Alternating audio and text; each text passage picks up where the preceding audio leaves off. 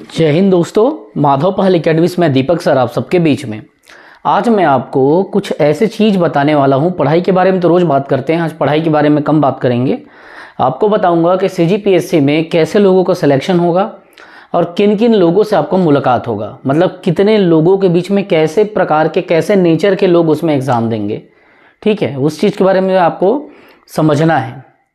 और ये भी मैं आपको बताऊंगा कि तुक्का के लिए जो बार बार आप लोग क्वेश्चन कर रहे हो कि सर तुक्का लगाना चाहिए कि नहीं लगाना चाहिए, या किस टाइप के क्वेश्चन पे तुक्का लगाना चाहिए।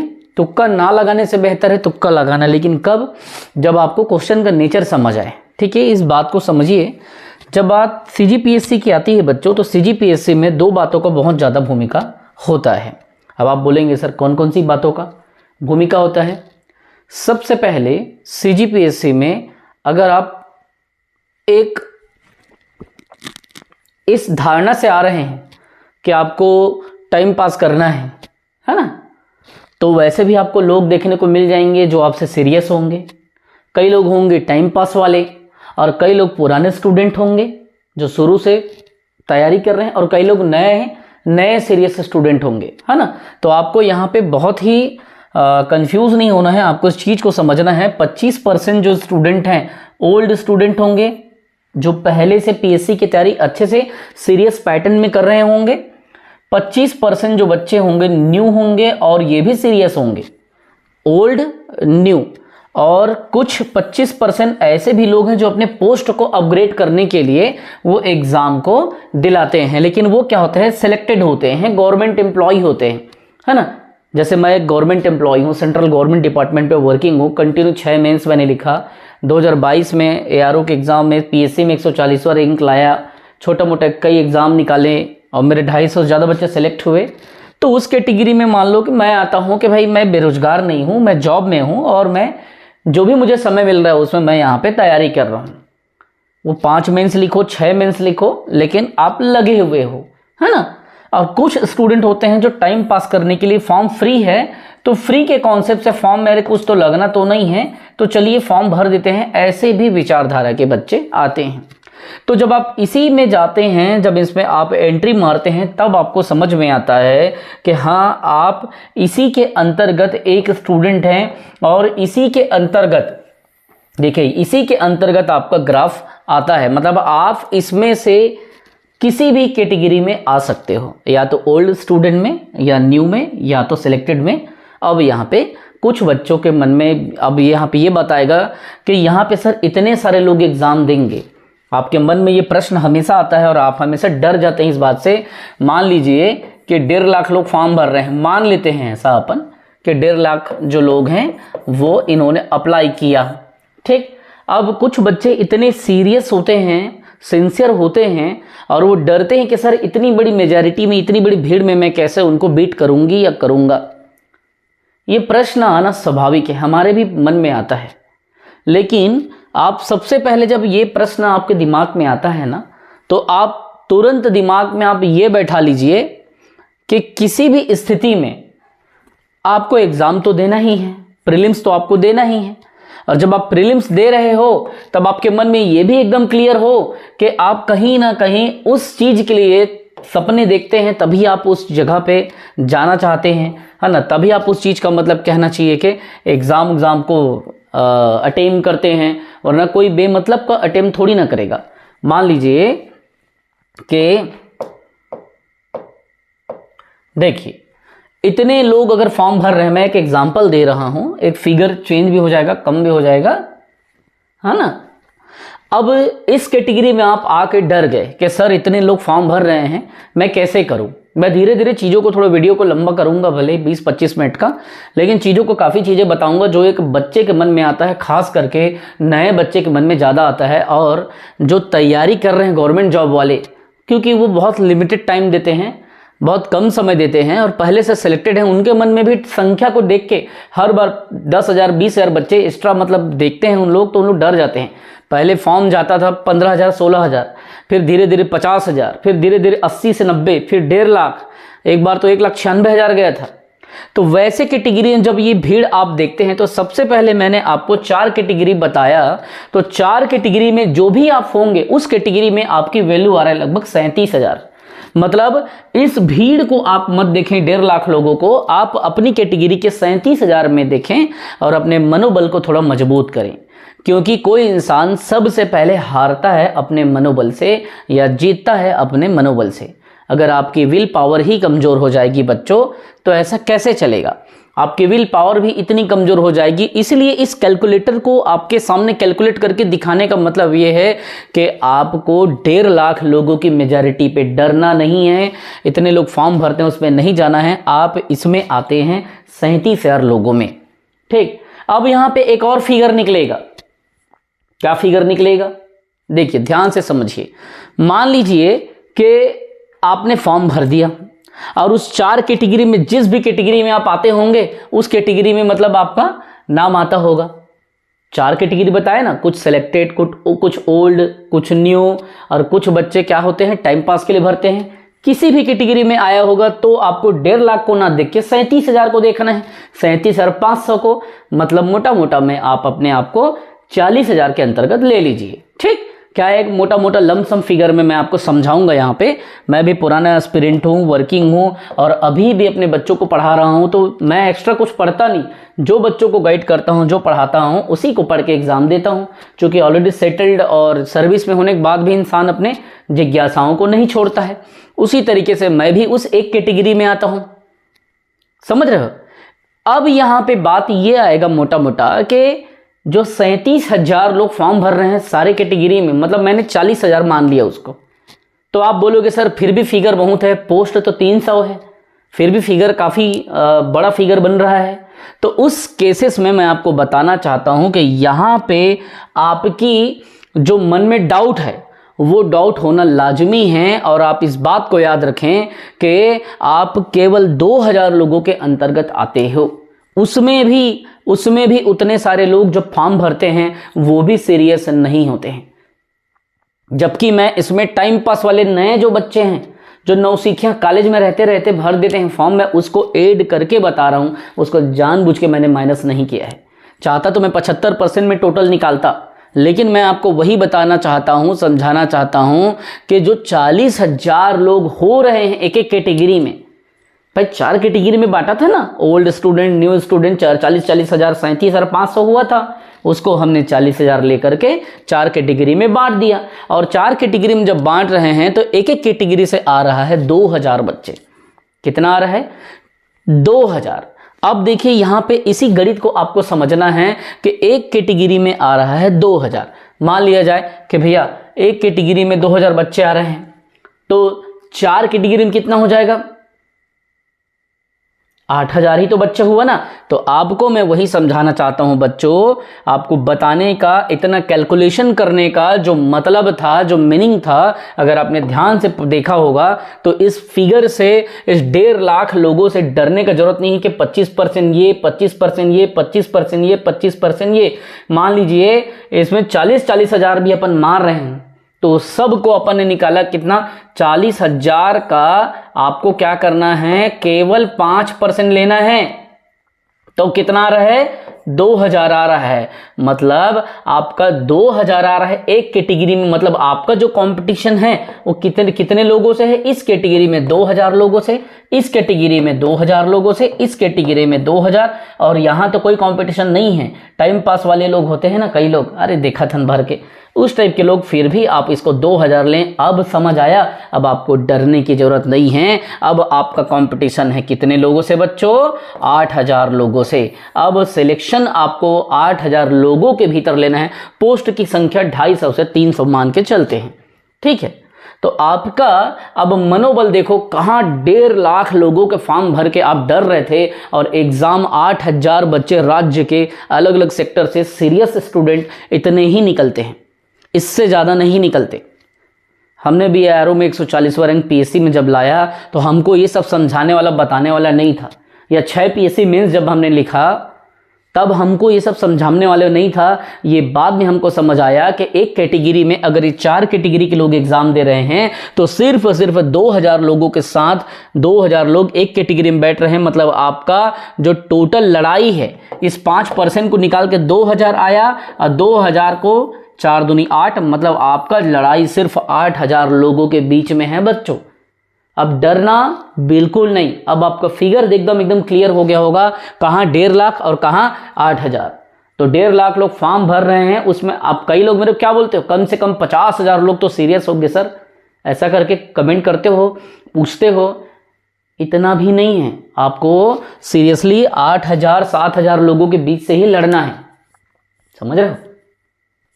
इसीलिए समझा रहा हूं कि जो दिखता है वैसा होता नहीं, और जो होता है उसके लिए थोड़ा कैलकुलेशन की जरूरत पड़ती है।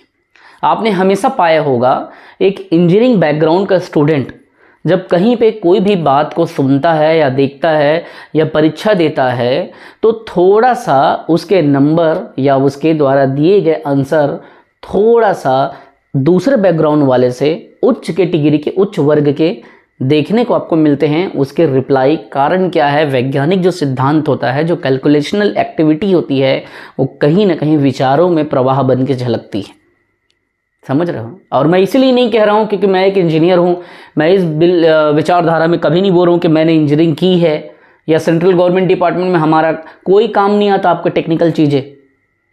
यहाँ का काम अलग होता है, वो एक कागज़ का पन्ना मात्र होता है, ठीक है। लेकिन फिर भी मैंने कई ऐसे सीनियर लोगों को देखा है, कई ऐसे नॉन इंजीनियरिंग बैकग्राउंड के लोगों को देखा है और इंजीनियरिंग बैकग्राउंड वालों के बीच के डिफरेंसेस को देखा है। तो कैलकुलेशनल एक्टिविटी और साइंस के आधार पे उनके द्वारा जो सॉल्व करने का तरीका है, सोचने का जो तरीका है, आधा तो डर उनका वैसे ही ख़त्म हो जाता है। मैं इसलिए भी नहीं कह रहा हूँ कि मैं उस पक्ष का हूं तो मैं उस पर ज़्यादा झुकाव दे रहा हूं, नहीं। जो मैंने महसूस किया है, जो मैंने आज तक देखा है, कोई भी पेपर में आप देख लीजिए, चाहे वो बच्चा इंजीनियरिंग का बच्चा हिंदी मीडियम का रहे चाहे इंग्लिश मीडियम का रहे, कहीं ना कहीं उसका परफॉर्मेंस थोड़ा सा श्रेष्ठ उत्कृष्ट के कैटेगरी में ही आपको हर अलग अलग विविधताओं में भी देखने को मिलता है। और ये बात केवल मैं ही नहीं कह रहा हूँ, ये विकास दिव्यकीर्ति सर भी कहते हैं, दृष्टि IAS के फाउंडर। तो इन सब बातों को देख करके थोड़ा सा आप उनकी तरह, अगर आप नॉन मैथमेटिकल स्टूडेंट हैं तो थोड़ा सा उनकी तरह दिमाग लगाइए। ये कैलकुलेशन सबसे पहले चीज़ों को तोड़ दीजिए। मैं यहाँ पे अपना विद्वता नहीं बता रहा हूँ, बस आपको समझा रहा हूँ कि इसी के बेसिस पे आपको PSC में सिलेक्शन होगा। सबसे पहले चीज़ों को 4 भाग में क्या करें, रिड्यूस करें, छोटा छोटा चुटका बना दें, ऐसा ऐसा तोड़ दें। उसके बाद में रिड्यूस करने के बाद, तोड़ने के बाद में हर चीज़ को अपने हाथ में रख लें और आप उसका एक सार तत्व निकाल लें। अब आपको लड़ना है 8000 से 10,000 लोगों के बीच में, कहाँ 1.5 लाख, तो उसका 10% भी नहीं, कहाँ 8000 और कहाँ 1.5 लाख। तो मेरा कहने का मतलब ये है कि चीज़ों को जब आप विभिन्न भागों पे तोड़ते हो तो चीज़ें क्या होती है, सरल हो जाती है।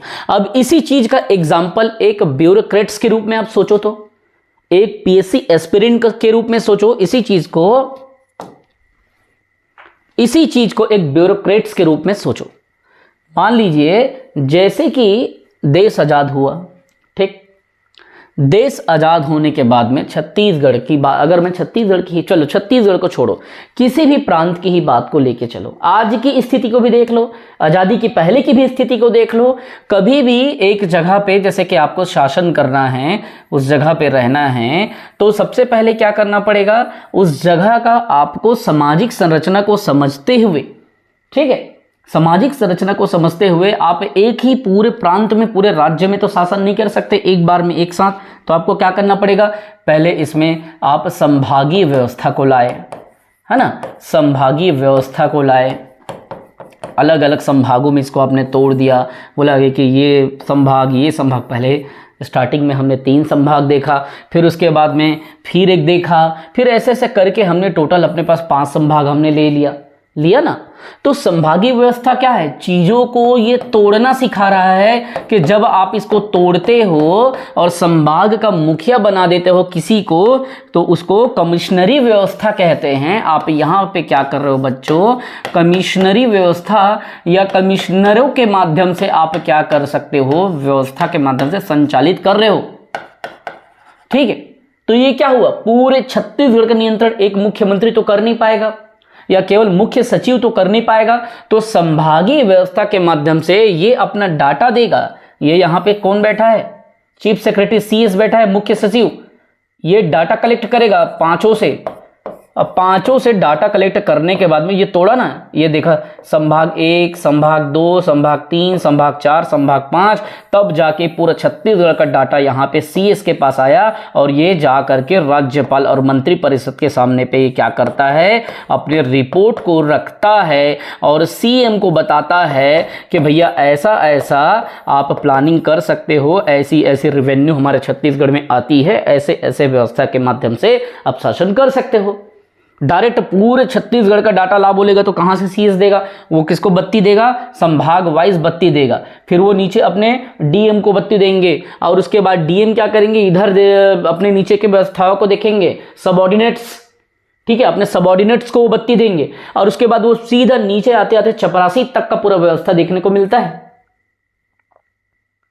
तो इसीलिए मैं कह रहा हूं सबसे पहले पीएससी को अगर समझना है या किसी गवर्नमेंट एग्जाम को जब आपको समझना है तो आपको क्या करना पड़ेगा, तोड़ तोड़ के स्टडी करना पड़ेगा, निचोड़ निचोड़ के स्टडी करना पड़ेगा। जितने भाग में तोड़ेंगे उतना इजी होता है। अब इसको हमने एक ब्यूरोक्रेट्स के रूप में समझा, चलिए इसको हम क्या करते हैं, इसको एक स्टूडेंट की तरह समझते हैं। मैं आपको इसको इंट्रोड्यूस कराता हूं, है ना, एक स्टूडेंट की भावना से। तो बोले कि सर स्टूडेंट की भावना में पीएससी को कैसे जोड़ें। देखिए, जैसे हमने संभागीय व्यवस्था, सीएस, सीएम, राज्यपाल, इस सब के बारे में हम लोग एग्जांपल दिया। अब यहाँ पे एज ए स्टूडेंट देखेंगे कि भैया एक स्टूडेंट कैसे पढ़ता है या एक स्टूडेंट की क्या रणनीति होती है किसी सब्जेक्ट को खत्म करने के लिए। समझ लीजिए कि एक स्टूडेंट, मान लो ये पीएससी का तैयारी कर रहा है एक स्टूडेंट, अब उसको पढ़ना है, क्या पढ़ना है, बहुत सारी चीजें पढ़ना है, इतिहास पढ़ना है, संविधान पढ़ना है, भूगोल पढ़ना है, अर्थव्यवस्था पढ़ना है ना। अब सब में अलग अलग है, आप तो केवल एक चीज जानते हो। जैसे आप हिस्ट्री की बात कर रहे हो बच्चों, तो हिस्ट्री क्या है, हिस्ट्री केवल एक विषय नहीं है। अब एक स्टूडेंट, एक अच्छा सीरियस और जानकार स्टूडेंट कैसे कैलकुलेशन करेगा, वो पिछले साल के क्वेश्चन पेपर को उठा के देखेगा कहां कहां से मेजर क्वेश्चन आते हैं। सबसे पहले तो 3 भाग में इसको तोड़ेगा और 3 भाग में तोड़ने के बाद में यहाँ पे देखने एक नया चीज भी बताऊंगा। 3 भाग में जैसे वो क्या करेगा, प्राचीन में तोड़ दिया, मध्यकालीन भारत में तोड़ दिया और आधुनिक में तोड़ दिया। लेकिन वो क्या करेगा, इन्हीं में से थोड़ा सा और दिमाग लगाएगा और दिमाग लगा के देखेगा कि क्या ऐसी चीजें हैं जो इतिहास में आती है और ये तीनों से ही जुड़ा हुआ है और उसको बटोरना है कहीं ना कहीं से। तो आता है कला और संस्कृति, आर्ट एंड कल्चर, वो भी इतिहास का ही हिस्सा है। चाहे मुगल कालीन आप स्थापत्य के बारे में देख लो या उस समय के जो आर्किटेक्चर होते थे मुगल कालीन स्थापत्य में, उसको देख लो, या कला और साहित्य में आप देख लो, किसी की रचना को देख लो साहित्य में, है ना। गुलबदम बेगम ने किसकी रचना की, हुमायूं नामा की रचना किसने की, या उस समय के मुगल काल के जो चित्रकार थे मंसूर अली, है ना। तो ये क्या है, ये कला और संस्कृति जो कि इसी के सेक्शन से ही जुड़ा हुआ है। तो थोड़ा सा कला और संस्कृति का छोटा सा चैप्टर है, एक स्टूडेंट की तरह रणनीति बनाओ, उसको तोड़ दो और यहाँ पे आर्ट एंड कल्चर का एक सेगमेंट यहाँ पे डाल दो। कला और संस्कृति का है इतिहास का ही हिस्सा, इसी से ही तुम पढ़ते हो। लेकिन थोड़ा दिमाग अगर लगाओगे, कहीं यूट्यूब से देख लिए या किसी किताब से देख लिए, इसका डाटा आपको एकदम पका पुका रेडीमेड मिलेगा, इसमें घुसने की जरूरत ही नहीं। प्राचीन कालीन समय पे कैसी आर्ट व्यवस्थाएं थी, सिंधु घाटी, इंडस वैली सिविलाइजेशन में जाते हैं, सिंधु घाटी सभ्यता में तो नगरीकरण इत्यादि कैसा था। कहीं ना कहीं हमारे पुरोधर से या कहीं ना कहीं हमारे ऐतिहासिक चीज़ों से जुड़ा हुआ तो प्रश्न आता है। तो उसी तरीके से तोड़ दो। जैसे कि आप जाते हो ज्योग्राफी में, भूगोल पे, तो भूगोल में केवल और केवल हर बार क्या वो वही थोड़ी पूछेगा उद्योग के बारे में, बीएसपी का स्थापना इस कब हुआ था, या ये फलाना प्लांट जो है किस राज्य में है। आपको समझना पड़ेगा ना कि वो क्या पूछ रहा है। सामाजिक भूगोल पूछ रहा है, राजनैतिक भूगोल पूछ रहा है, या आर्थिक भूगोल पूछ रहा है। तो इसको भी आपने 2 भाग 3 भाग में तोड़ा। मतलब यार सीधी सी बात है, किसी भी रूप में आप देखो, ये फंडा हर जगह काम आता है। चाहे वो एक छात्र की भांति हो, चाहे एक ब्यूरोक्रेसी की भांति हो, चाहे एक एग्जामिनर की भांति हो, चाहे एक पिता के रूप में देख लो या एक बेटा के रूप में देख लो, काम का बंटवारा प्रॉपर जब खुद नहीं करोगे तो काम को आप निपटा नहीं सकते। जैसे मैं कहता हूं ना, पढ़ने का सबसे अच्छा तरीका जो मुझे लगता है कि दिन भर एक विषय को ना पढ़ो, बल्कि उस एक दिन में कम से कम 3 भाग में आप बांट दो। 7 दिन में आप पाएंगे कि 7 दिन में अर्थात एक सप्ताह में आप पूरा 3-3 सब्जेक्ट को कवर कर चुके रहेंगे। समझ रहे हो? और केवल एक सब्जेक्ट के चक्कर में रहेंगे तो पूरा आपका समय वेस्ट हो जाएगा। मैं पानी पी लेता हूं और आप लोग भी थोड़ा समझो इस चीज। प्लानिंग का खेल है। जितना अच्छा प्लानिंग करते हो, जितना अच्छा तोड़ते हो, याद रखना बच्चों, व्यक्ति कभी फेल नहीं होता। व्यक्ति कभी फेल नहीं होता, फेल उसकी रणनीति होती है। मेरे गुरु ने मुझे कहा था, जब मैं पहली बार प्रीलिम्स में फेल हुआ था तो उन्होंने कहा था कि यार पहला अटेम्प्ट था, चिंता मत करो दीपक, व्यक्ति फेल नहीं होती, फेल उसकी रणनीति होती है। हम 6 मेंस लिखे हैं वो तो आपको बता दिए, लेकिन कितने फेलियर देखे हैं वो तो आपको नहीं बताए हैं ना। तो ऐसा हताश क्यों होते हो? एकदम दिमाग लगाओ, प्लानिंग करो, ऐसे तोड़ो चीज़ों को और तोड़ तोड़ के समझो। इस तरीके समझो, आप 1.5 लाख लोगों में फॉर्म नहीं भर रहे हैं भाई, मात्र 8,000 लोगों के बीच में आप सीरियस कंपटीशन दे रहे हो। जो अच्छे से विचार करके सोच के एक एक सिलेबस को कवर करेगा वो जरूर अपना सिलेक्शन ले लेगा। हाँ, बशर्ते सबसे बड़ी बात है टाइम का जो डिज़ायर है वो आपको देना ही पड़ेगा, क्योंकि किसी भी व्यवस्था को अगर सुचारू रूप से चलाना है तो उसमें एक अच्छा मैनेजर वही बन सकता है जो उसमें समय दे सकता है। और आपको एक अच्छा मैनेजर बनना है, पढ़ना तो बाद की बात है, पहले एक अच्छा मैनेजर बनो, अच्छे से टाइम को मैनेज करो, ऑफिस के रूटीन को मेंटेन करो, घर के कामों को मेंटेन करो, तब जाके एक आप अच्छा मैनेजर बन सकते हैं। In my opinion, in my personal opinion, क्योंकि मैं खुद एक वर्किंग हूँ और मैं हर चीज़ों को मैनेज करके एक दिन पहले से कोशिश कर लेता हूँ। सप्ताह भर का प्लानिंग मैं दिमाग में रखे रहता हूँ कि आज मुझे ये बड़े काम निपटाना है, ये बड़े बड़े काम निपटाना है। छोटे मोटे काम के लिए मैं घर के लोगों को पैसा दे देता हूँ और अपना एक गाड़ी खरीद के दे दिया हूँ, जाओ जो जहाँ जाना है, छोटे मोटे खुद काम को निपटाओ। बांटना सीखो काम को। अगर आप काम को नहीं बांट रहे हो, ठीक है, तो कैसा चलेगा? बोलते हैं ना कि अगर आप अपने सपनों को पूरा नहीं करते हो, if you will not complete your dream then someone will hire you to complete their dream. अगर आप अपने सपनों को पूरा करने के लिए मेहनत नहीं करोगे तो कोई ऐसा आएगा कि आपको हायर करेगा उस काम के लिए और उसी सपने को अपना बना के उस सपना को पूरा करके ले जाएगा जो आपके दिमाग में है। समझ रहे हो? इसीलिए किसी भी अच्छे इंसान की में 2 खूबी होती है। सबसे पहले वो एक अच्छा मैनेजर होता है, अच्छे से मैनेज करता है, टाइम देता है, छोटी छोटी चीज़ों से खुद वो जूझता है, डील आउट करता है। और दूसरा सबसे बड़ी बात है, वो एक अच्छा लर्नर भी होता है।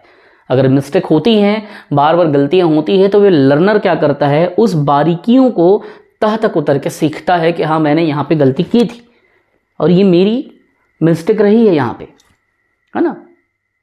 तो होपफुली मैंने जितना समझाया होगा, बताया होगा, आपको अच्छा लगा होगा। चीज़ों को तोड़ के सीखो, इस ग्राफ को समझो कि चीज़ों को कैसे तोड़ना है। सीरियस स्टूडेंट्स की संख्या सिर्फ 8,000 निकल रही है। मैंने बहुत कैलकुलेशन किया, बहुत दिमाग लगाया, बहुत सोचा, अलग अलग लोगों से मैंने परसेप्शन लिया, अलग अलग दोस्तों से, अलग अलग जो मेरे लेवल के जो लोग हैं, जो मेंटर्स हैं, बड़े बड़े मेंटर से भी मैंने डिस्कशन किया। हमारे बड़े बड़े भैया हैं, खिलेश भैया, शिवा भैया, उनसे भी मैंने पूछा, वो भी उसी बात पे एग्री करते हैं। खिलेश भैया, शिवा भैया आज भी कहते हैं कि भीड़ बढ़ाने वाले लोगों को देख के लोग डरते हैं दीपक, लेकिन वास्तविक में एग्ज़ाम तो सिर्फ 8 से 10,000 लोगों के बीच में ही होती है। और तब जाके मैंने पूरा दिमाग लगाया, फिगर आउट किया और आपके सामने इस चीज़ को रखा। अगर आपको मेरा प्रयास अच्छा लगा होगा, मेरा समझाना, मेरा सिखाना अच्छा लगता होगा और मेरी टीचिंग स्किल अच्छी लगती होगी, आप वीडियो खुद यहाँ पे देख सकते हैं। तब आप कोई भी कोर्स अगर आप लेना चाहते हैं, पीएससी का, व्यापम का, रेलवे का, चूँकि मैं खुद एक इंडियन सेंट्रल गवर्नमेंट में रेलवे पे हूँ और मैं आपको समझा रहा हूँ बार बार कि कभी हिम्मत ना हारें। कोई भी आपको कोर्स लेना है, घर बैठे आप अच्छे से लेके पढ़ाई करें। आपको एक अच्छे प्रिंटेड नोट्स मिलेगा, अच्छे से ऐसे कैटेगरी के अपडेटेड नोट्स मिलेगा, जिसको लिमिटेड कंटेंट पे ही आपको फोकस करना है, एक्स्ट्रा कहीं दिमाग नहीं लगाना है और आराम से आपका एग्जाम निकलेगा।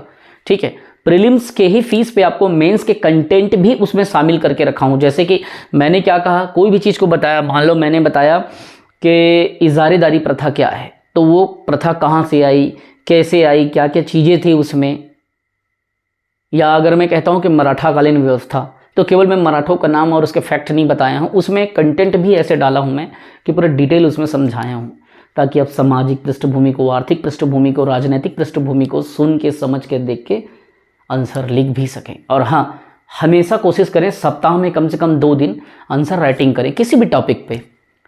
छत्तीसगढ़ की वृद्धि दर अगर एक टॉपिक में दे दिया तो तुरंत वहाँ पे बता दो कृषि का वृद्धि दर अभी इतना है, पिछले साल इतना था, इसका औसत वृद्धि ये होगा, उद्योग में ये वृद्धि है, सेवा में ये वृद्धि है। एक एग्जाम्पल दे रहा हूँ भाई, और खुद लिखा करो, क्योंकि जो अच्छा लिखने की कोशिश करता है उससे ज़रूर अच्छा रिजल्ट, अच्छा एग्ज़ाम में एक आउटपुट प्रोड्यूस होता है। ये चीज़ मैंने खुद देखा है। आजकल मैं लिख नहीं पा रहा हूँ समय की कमी के कारण, कोचिंग भी देखना, घर को भी देखना, सर्विस भी देखना, सेंट्रल गवर्नमेंट के ऑफिसरों की जिम्मेदारी भी निभाना, बट फिर भी सप्ताह में 1 दिन तो लिखता हूँ, क्योंकि जो वाक शैली है वो ही आपका नंबर खिंचाएगा, है ना। तो वाक शैली आपके लेखन में परिलक्षित होना चाहिए। इसीलिए कह रहा हूँ कि वाक शैली अगर आपको मजबूत करना है तो डेली ना सही सप्ताह में 2 दिन लिखिए, ठीक है। किसी भी प्रकार का कोर्स लेना है तो आप डिस्क्रिप्शन में जाके एप्लीकेशन को डाउनलोड करके वहाँ से डायरेक्ट परचेस कर सकते हैं, या तो आप हमारे व्हाट्सअप में भी, व्हाट्सअप नंबर वहाँ पे दिया है, मैसेज करके हमारी टीम से बात करके पेमेंट करके कोर्स को स्टार्ट कर सकते हैं। आपको कुछ नहीं करना है, बस फीस पे करके पढ़ाई करना है। पीएससी, व्यापम और दोनों को इंटीग्रेटेड कम्बो बैच, रेलवे मतलब रेलवे, पीएससी, व्यापम तीनों का भी कम्बो बैच है, ठीक है, बहुत ही नॉमिनल फीस में। सारा इन्फॉर्मेशन आप व्हाट्सअप करना, कॉल मत कीजिएगा, क्योंकि कॉल इतने आते हैं कि हमारा जो अटेंडर है वो भी टाइम पे अटेंड नहीं कर पाता।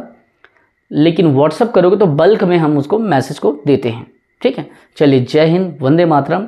संख्या से कभी ना डरें, अपनी तैयारी मजबूत रखें। जय हिंद।